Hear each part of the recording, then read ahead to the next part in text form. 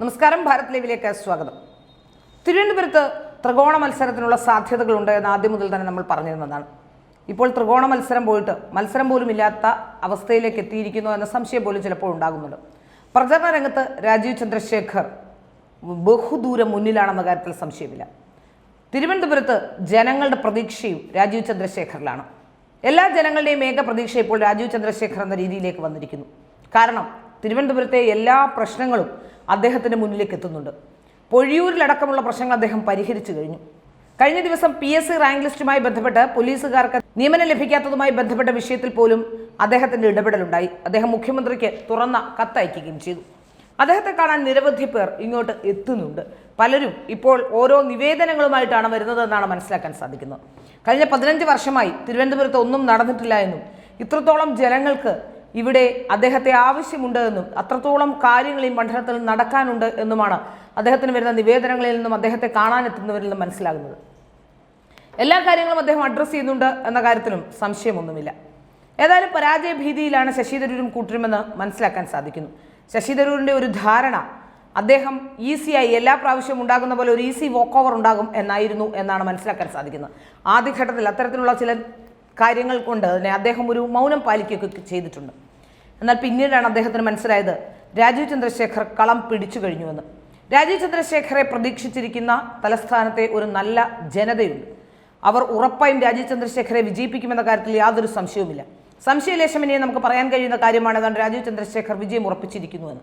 എന്നാലും ചിലപ്പോഴെങ്കിലും ചിലർ പറയുന്ന തീരദേശത്തെ വോട്ടുകൾ അങ്ങനെ കിട്ടില്ല എന്നുള്ളതാണ്. ഇത്രയും കാലം തീരദേശ ജനതയെ പറ്റിച്ചുകൊണ്ട് തീരദേശത്തെ വോട്ടുകളാണ് ശശി തരൂരിൻ്റെ വിജയം നിർണ്ണയിക്കുന്നത് എന്ന് എല്ലാവർക്കും അറിയുന്ന കാര്യമാണ്. അതുകൊണ്ട് തന്നെയാണ് ശശി തരൂർ വലിയ കോൺഫിഡൻസിലായിരുന്നു. തീരദേശ ജനത മറ്റൊരാൾക്ക് വോട്ട് ചെയ്യില്ല എന്ന ഉറച്ച വിശ്വാസം അവർക്കുണ്ട്. ഏതാണ്ട് 48% ജനങ്ങൾ ഇവിടെ ന്യൂനപക്ഷങ്ങൾ ഈ തിരുവനന്തപുരം മണ്ഡലത്തിലുണ്ട്. അതൊരു വലിയ ഘടകം തന്നെയാണ്. യഥാർത്ഥത്തിൽ രാജീവ് ചന്ദ്രശേഖറിനെ വിജയിപ്പിച്ചാൽ കേരളത്തിന് ഗുണമുണ്ടാകും, തലസ്ഥാനത്തിന് ഗുണമുണ്ടാകുമെന്ന കാര്യത്തിൽ യാതൊരു സംശയവുമില്ല. ജനങ്ങൾക്കത് മനസ്സിലാക്കി കഴിഞ്ഞു. അദ്ദേഹം ജാതിയോ മതമോ വർഗ്ഗമോ വർണ്ണമോ ഒന്നും നോക്കിയിട്ടില്ല ഇതുവരെയുള്ള കാര്യങ്ങളിൽ അദ്ദേഹം തീരുമാനമുണ്ടാക്കിയിട്ടുള്ളത്. അദ്ദേഹത്തിന് മുന്നിലേക്ക് എത്തുന്ന എല്ലാ ജനതയും ഒരുപോലെ കാണാനും സമഭാവനയോടെ കണ്ടുകൊണ്ട് മുമ്പോട്ട് പോവുകയാണ് അദ്ദേഹം എന്നാണ് നമുക്ക് മനസ്സിലാക്കാൻ സാധിക്കുന്നത്. രാജീവ് ചന്ദ്രശേഖർ വിജയിച്ചാൽ മാത്രമേ എന്തെങ്കിലും ചെയ്യാൻ കഴിയൂ. കാരണം കഴിഞ്ഞ ദിവസം ശശി തരൂർ തന്നെ പറഞ്ഞു, പാർലമെന്റിൽ ഞങ്ങൾക്ക് പറയുന്നതിന് പരിമിതികളുണ്ട്. ആ പരിമിതികളുള്ള ഒരാളെയാണോ നിങ്ങൾ അവിടേക്ക് ജയിപ്പിച്ചു വിടേണ്ടത്? യഥാർത്ഥത്തിൽ എല്ലാ കാര്യവും ഇച്ഛാശക്തിയോടെ നടപ്പാക്കാൻ കഴിയുന്ന രാജീവ് ചന്ദ്രശേഖരെ പോലെയുള്ള ഒരു MP തലസ്ഥാനത്തിന് ആവശ്യമുണ്ട്. തലസ്ഥാനത്തെ വിദ്യാഭ്യാസവും വിവരവും പ്രിവിലേജ്ഡുമായിട്ടുള്ള ആൾക്കാർക്ക് ഒരു പക്ഷേ MP ആവശ്യമുണ്ടാകില്ല.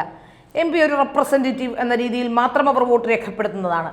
എന്നാൽ ഈ തലസ്ഥാനത്ത് പ്രശ്നം അനുഭവിക്കുന്നവർക്ക്, പ്രതിസന്ധിയിലകപ്പെടുന്നവർക്ക്, കുടിവെള്ളം കിട്ടാത്തവർക്ക്, വീടില്ലാത്തവർക്ക്, അതുപോലെ തന്നെ കടൽക്ഷോഭം കാരണം വീട് നഷ്ടപ്പെട്ടു പോകാൻ സാധ്യതയുള്ളവർക്ക് ഒക്കെ ഒരു വലിയ പ്രതീക്ഷയാണ് രാജീവ് ചന്ദ്രശേഖർ. അങ്ങനെയുള്ളവർക്ക് MP ആവശ്യമുണ്ട്. ആ സമയത്ത് പോലും, ആ ആവശ്യ സമയത്ത് പോലും MP മണ്ഡലത്തിലില്ലാത്ത സ്ഥിതി ഉണ്ടാകരുത്. അല്ലെങ്കിൽ MP ഈ വിഷയങ്ങളിൽ ശ്രദ്ധ കേന്ദ്രീകരിക്കാതിരിക്കേണ്ട സാഹചര്യം ഉണ്ടാകരുത്. നമ്മൾ കഴിഞ്ഞ കുറേ നാളുകളായി വിശ്വപൗരൻ എന്ന് പറഞ്ഞുകൊണ്ട് തിരുവനന്തപുരത്തു നിന്നും ശശി തരൂരിനെ ജയിപ്പിച്ചു വിട്ടിട്ട് അദ്ദേഹത്തിന് മാത്രമേ ഗുണമുള്ളൂ. അദ്ദേഹം നാട് മുഴുവൻ വിശ്വപൗരനായി നടന്നുകൊണ്ട് അദ്ദേഹത്തിന് സൗഹൃദങ്ങൾ സ്ഥാപിച്ച് കൂട്ടുകാരികളെയൊക്കെ നേടി ഇങ്ങനെ മുമ്പോട്ട് പോവുകയാണ്. അല്ലാതെ ജനങ്ങൾക്കൊന്നും ചെയ്യുന്നില്ല എന്ന കാര്യം ബോധ്യമുള്ള കാര്യമാണ്. അതുമാത്രമല്ല, കഴിഞ്ഞ ദിവസമാണ് നമ്മൾ മനസ്സിലാക്കിയത് അദ്ദേഹം ഇപ്പോൾ ഈ മണിപ്പൂരിൻ്റെ വിഷയമൊക്കെ പറഞ്ഞുകൊണ്ട് മറ്റുള്ളവരുടെ അടുത്തേക്ക് എത്തുകയും ഈ ന്യൂനപക്ഷ വോട്ടുകൾ തങ്ങൾക്ക് അനുകൂലമാക്കാൻ ഈ മണിപ്പൂർ വിഷയമൊക്കെ പറഞ്ഞുകൊണ്ട് വന്നിട്ടുണ്ട്. BJP ഓഫീസിൽ വന്ന് കാത്തുകെട്ടിക്കിടന്ന് മെമ്പർഷിപ്പിന് വേണ്ടി ചോദിക്കുകയും എങ്ങനെയെങ്കിലും BJPയിലേക്ക് കയറിപ്പറ്റാനും അവിടെ ഒരു ഇടം കണ്ടെത്താനും എങ്ങനെയെങ്കിലും കേന്ദ്രമന്ത്രിയാകും എന്ന ഒരു ധാരണയുമൊക്കെയായി നടന്നൊരാളാണ് ശശി തരൂർ എന്ന് കഴിഞ്ഞ ദിവസം നമ്മളൊരു വാർത്ത ബ്രേക്ക് ചെയ്തിരുന്നു. ശശി തരൂർ പലവട്ടം BJPയുമായി എടുക്കാനും BJPയിലേക്ക് മെമ്പർഷിപ്പ് എടുക്കാനുമൊക്കെ പല ഘട്ടങ്ങളിലും ചർച്ച നടത്തിയിട്ടുണ്ട്. ഏതാണ്ട് ഈ തെരഞ്ഞെടുപ്പിന് പ്രഖ്യാപനത്തിന് തൊട്ടു മുമ്പും ശശി തരൂർ അങ്ങനെ ഒരു ശ്രമം, തിരുവനന്തപുരത്ത് നിന്ന് തനിക്ക് മത്സരിക്കണം എന്ന രീതിയിൽ അങ്ങനെ ഒരു ശ്രമം നടത്തിയിരുന്നുവെന്ന് വ്യക്തമായി തന്നെ ഞങ്ങൾ പറയുകയും ചെയ്തു. ഇതുവരെ ശശി തരൂർ അങ്ങനെ ഒരു കാര്യമില്ല എന്ന് പറയുന്നില്ല. ചിലപ്പോഴൊക്കെ നമ്മുടെ ചാനലിനും നമ്മുടെ ഫേസ്ബുക്കിൻ്റെയൊക്കെ അടിയിൽ വന്നിട്ട് ചിലർ പറയുന്നുണ്ട്, നിങ്ങൾ ഉണ്ടാക്കി പറയുന്നതാണോ ഈ വാർത്ത, അല്ലെങ്കിൽ ചില കോൺഗ്രസ്സുകാർ അവരുടെ അസ്വസ്ഥതകൾ അവിടെ പ്രകടമാക്കുന്നുണ്ട്. ശശി തരൂരിന് 100 കോടി കൊടുത്താലും അദ്ദേഹം വരില്ല എന്നൊക്കെ പറഞ്ഞുകൊണ്ട് ചിലരെങ്കിലും എൻ്റെ ഫേസ്ബുക്ക് പോസ്റ്റിലൊക്കെ കമൻ്റ് ഇടുന്നുണ്ട്. ശരി, നിങ്ങളൊരു കാര്യം ചെയ്യൂ, ആ ശശി തരൂർ ഒന്ന് നിഷേധിക്കട്ടെ. നിഷേധിക്കുമ്പോൾ ബാക്കിയുള്ള വിവരങ്ങൾ കൂടി പുറത്തു വിടുമെന്ന് ഞാൻ പറഞ്ഞിട്ടുണ്ട്. ഏതായാലും അതുമായി ബന്ധപ്പെട്ട കൂടുതൽ വിവരങ്ങൾ പുറത്തു വരാനുണ്ട്. ആ വിവരങ്ങൾ പുറത്തു വരുമെന്ന് തന്നെ നിങ്ങൾക്ക് ഞാൻ വാക്കു തരുന്നു. മറ്റൊരു പ്രധാനപ്പെട്ട കാര്യം ശശി തരൂരുമായി ബന്ധപ്പെട്ട് പറയുകയാണെങ്കിൽ ശശി തരൂർ ഇപ്പോൾ പലതരത്തിലുള്ള നറേറ്റീവുകൾ ക്രിയേറ്റ് ചെയ്തുകൊണ്ട് എങ്ങനെയെങ്കിലും രാജീവ് ചന്ദ്രശേഖരെ മറികടക്കാൻ ശ്രമിക്കുമോ, അല്ലെങ്കിൽ രാജീവ് ചന്ദ്രശേഖരെ പേടിച്ചു തുടങ്ങിയിരിക്കുന്നു എന്നാണ് മനസ്സിലാക്കാൻ സാധിക്കുന്നത്.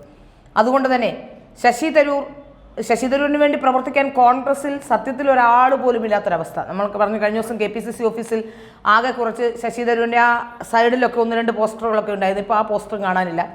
ബാക്കി കോൺഗ്രസിലെ നേതാക്കന്മാരെ എല്ലാം വെച്ച് KPCC ഒരു കവാടം ഉണ്ടാക്കി വെച്ചിട്ടുണ്ടെന്ന് ഒഴിച്ചാൽ KPCCയിൽ ആളും ആരവും പോലും ഇല്ല.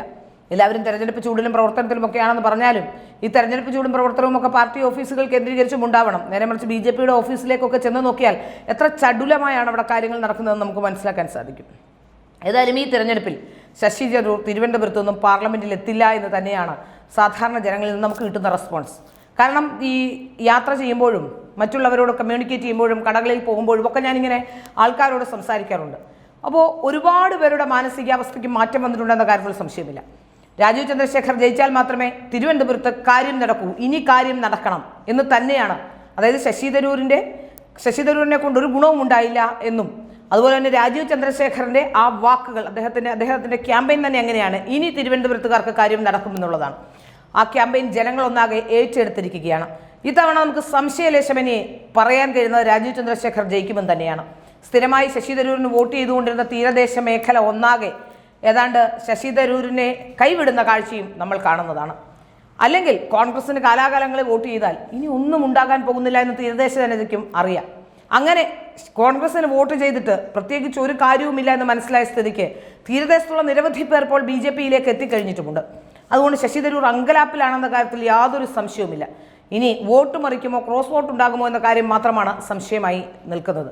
ക്രോസ് വോട്ട് ഉണ്ടായ ഒരു വലിയ പ്രശ്നമുണ്ടാകാൻ പോകുന്നത് CPMന് വലിയ രീതിയിൽ പ്രതിസന്ധി ഉണ്ടാകും. പോൾ ചെയ്ത വോട്ടിൻ്റെ ശതമാനമൊക്കെ നോക്കിയാൽ ഇപ്പോൾ ഇവിടെ ഘടകകക്ഷിയാണെങ്കിൽ പോലും CPMനെ സംബന്ധിച്ചിടത്തോളം ഓരോ സീറ്റും നിർണായകമാവുകയാണ്. ഇന്ത്യ മുന്നണിക്കും ഇനി മുന്നണിയിൽ കിട്ടുന്ന ഒരു സീറ്റും നിർണായകം തന്നെയാണ്. തിരുവനന്തപുരത്ത് CPI ആണ് മത്സരിക്കുന്നതെങ്കിൽ പോലും പന്യനെ പോലുള്ള ഒരാൾക്ക് ഒരുപക്ഷെ CPMകാർ വോട്ട് മറിച്ച് ചെയ്യാതിരിക്കാനുള്ള സാധ്യതയുമുണ്ട്. അങ്ങനെയൊക്കെയാണെങ്കിൽ തീർച്ചയായും രാജീവ് ചന്ദ്രശേഖർ ജയിക്കുമെന്ന കാര്യത്തിൽ, എങ്ങനെയൊക്കെ പോയാലും രാജീവ് ചന്ദ്രശേഖർ ജയിക്കുമെന്ന കാര്യത്തിൽ യാതൊരു സംശയവുമില്ല എന്നാണ് മനസ്സിലാക്കാൻ സാധിക്കുന്നത്.